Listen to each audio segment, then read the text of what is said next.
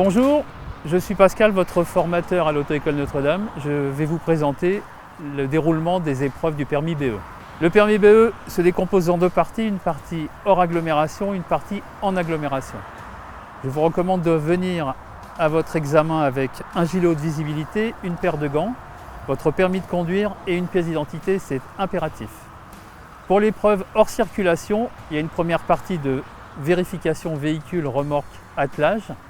Ensuite, vous avez un thème que vous tirez au sort sur 6. Ensuite, vous avez une fiche à restituer. Vous avez 12 fiches à prendre que vous avez sur le petit livret qu'on vous a fourni. À l'issue de l'épreuve d'une des 12 fiches, vous avez une manœuvre en marche arrière qui est chronométrée. Et une fois la manœuvre terminée, vous devez procéder au dételage. Une fois le dételage terminé, vous avez terminé la partie hors agglomération. L'inspecteur vous fait un bilan de points. Si le nombre de points est suffisant, vous partez en circulation. À partir du moment où vous êtes parti en circulation, ça veut dire que le plateau est acquis, vous l'avez. Autrement dit, à vous de valider le permis en faisant la partie circulation sans faute. Si vous faites une faute éliminatoire durant la partie en circulation, évidemment, vous revenez faire votre partie circulation et la partie plateau est acquise. On est parti pour l'épreuve d'attelage.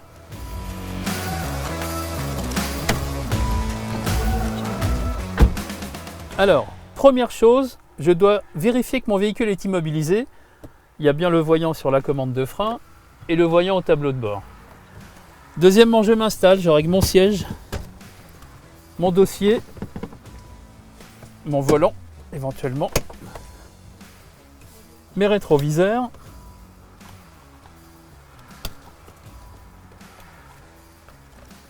une fois bien installé, je vérifie que j'ai bien ma pochette avec mes documents de bord.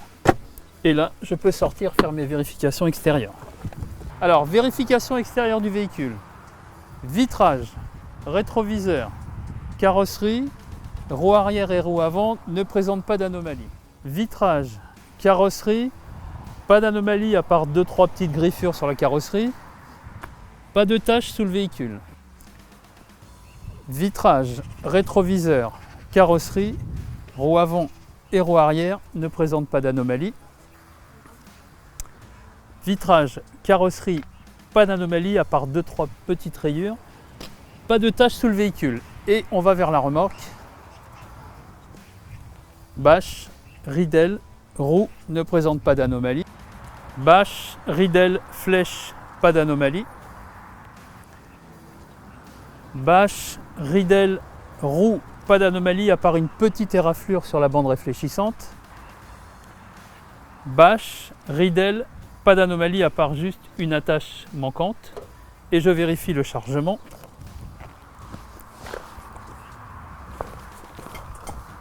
Pas d'anomalie au chargement et pas de fuite à la bâche. Et je referme. Et je peux aller démarrer mon véhicule pour me positionner.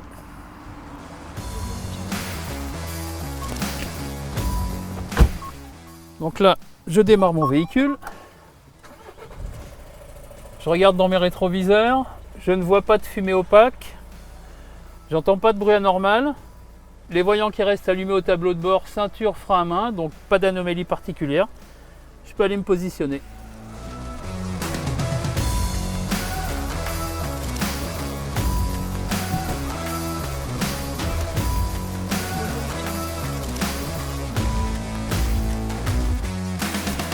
Donc, je suis censé m'arrêter grosso modo 1 mètre de la remorque.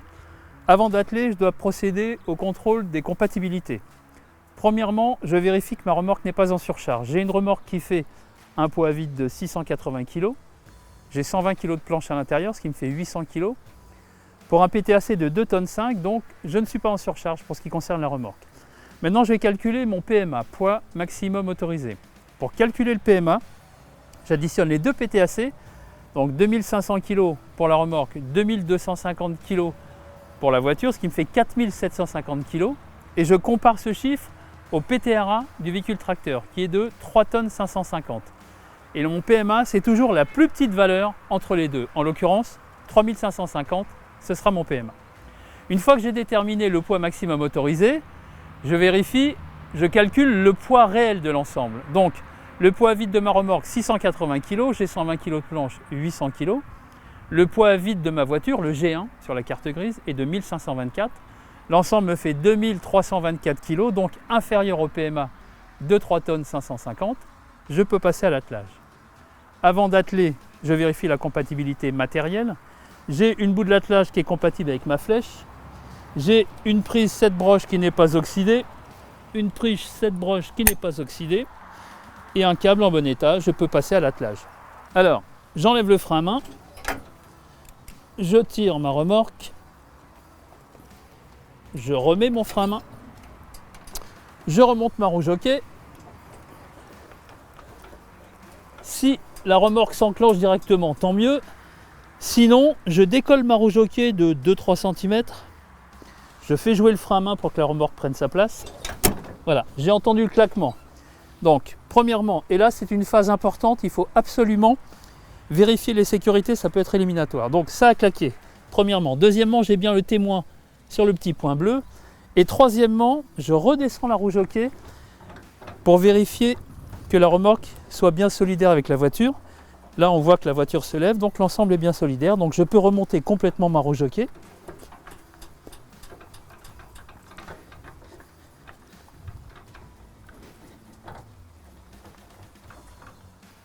Je mets mon câble de sécurité, je mets ma prise avec le détrompeur vers le bas et j'enlève mon frein à main. Voilà, l'attelage est terminé. J'ai maintenant un ensemble qui fait 10 mètres de long, 2,17 m de large, 1,70 m de haut pour un PMA de 3 tonnes 550. L'attelage est terminé, je vais pouvoir procéder à la vérification des feux. Donc feu de croisement, feu de détresse.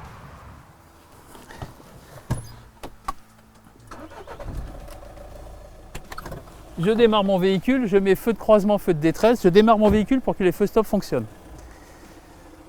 Répétiteur de feu de détresse, pas d'anomalie. Feu de détresse, feu de croisement, feu de position, pas d'anomalie. Répétiteur de feu de détresse, pas d'anomalie. Feu de gabarit, pas d'anomalie. Feu de détresse, feu de position, feu de plaque, pas d'anomalie. Je vais appuyer sur les freins. Pouvez-vous me dire s'il vous plaît si les feux stop fonctionnent? Alors, thème numéro 1, document de bord. Je prends ma pochette, je sors tous mes documents. J'ai un éthylotest, toujours obligatoire. J'ai une couverture de survie. J'ai la notice d'utilisation de mon véhicule. J'ai un constat européen d'accident. J'ai mon procès verbal de contrôle technique avec le petit papillon sur le pare-brise. J'ai la carte routière de la région. J'ai la carte grise de mon véhicule, c'est bien la bonne immatriculation et le contrôle technique est en cours de validité. J'ai la carte grise de ma remorque, c'est bien la bonne immatriculation. On doit vérifier la concordance des immatriculations. J'ai l'assurance de ma remorque, c'est bien la bonne immatriculation et elle est en cours de validité, janvier 2022. J'ai l'assurance de mon véhicule tracteur, c'est bien la bonne immatriculation et en cours de validité. Je range tout dans ma pochette. Je précise à l'inspecteur que j'ai bien mon gilet de visibilité sur le dos et je l'invite à me suivre pour vérifier la présence des 2 triangles qui sont obligatoires, qui se trouvent dans mon coffre. Et je vérifie la présence de mes 2 triangles obligatoires qui se trouvent bien dans mon coffre. Thème terminé.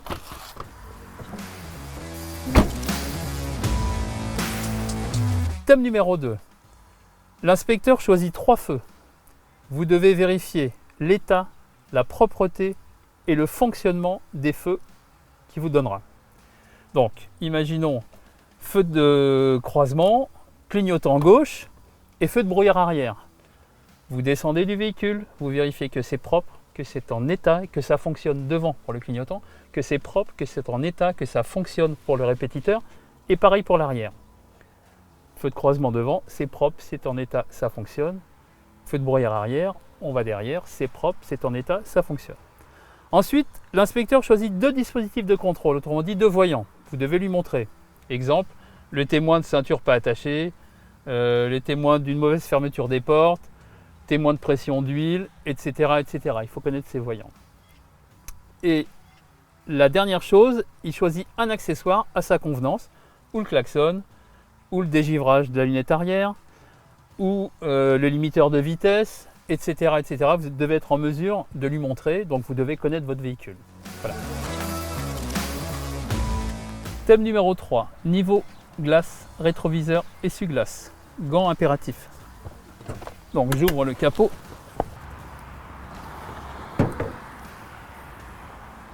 Liquide de refroidissement avec un maxi, un mini.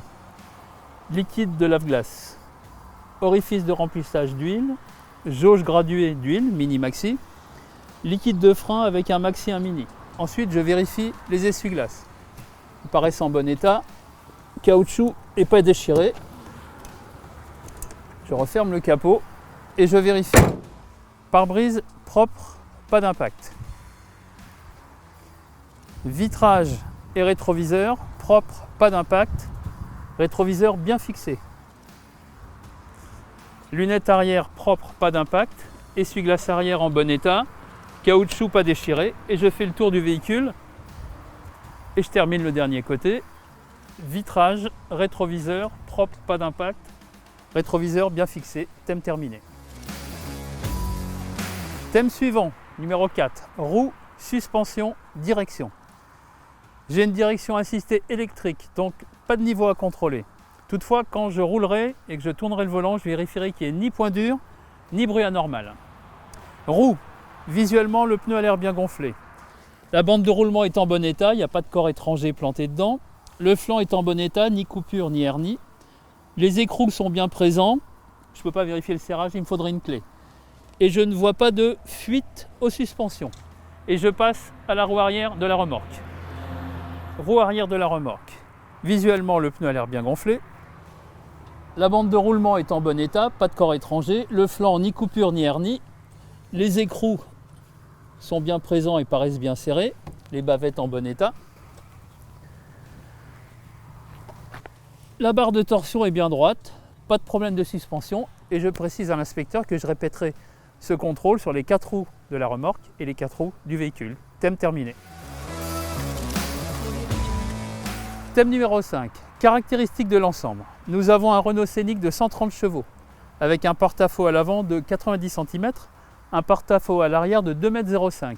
Et on va vérifier l'état et la propreté des plaques d'immatriculation, des plaques de tare et de tous les dispositifs réfléchissants autour de la remorque.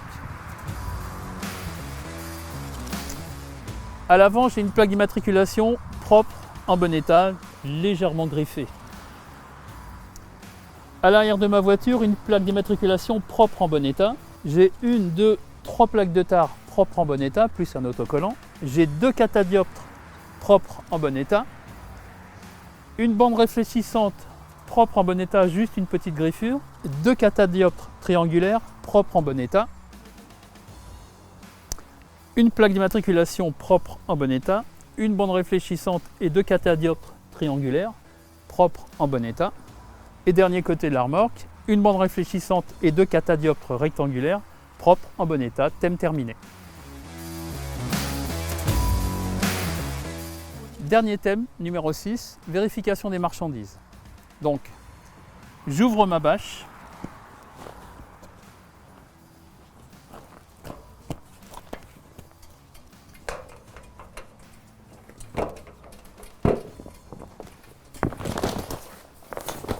J'ouvre ma ridelle.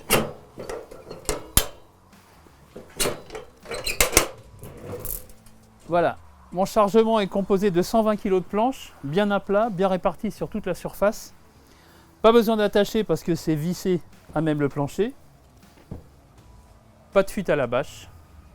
Et je referme.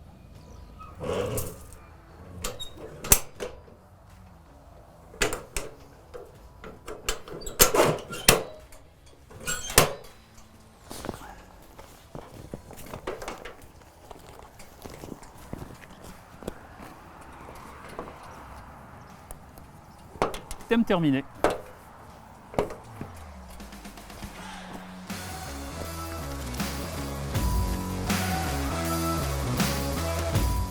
Alors, une fois la manœuvre terminée, l'épreuve est complètement finie quand vous avez dételé et remis le véhicule à côté de la remorque.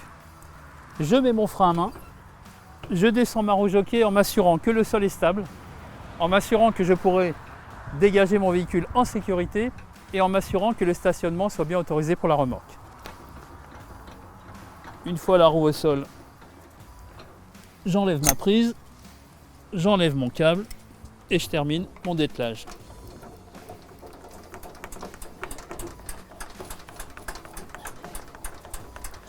Je vais démarrer mon véhicule et le remettre à côté.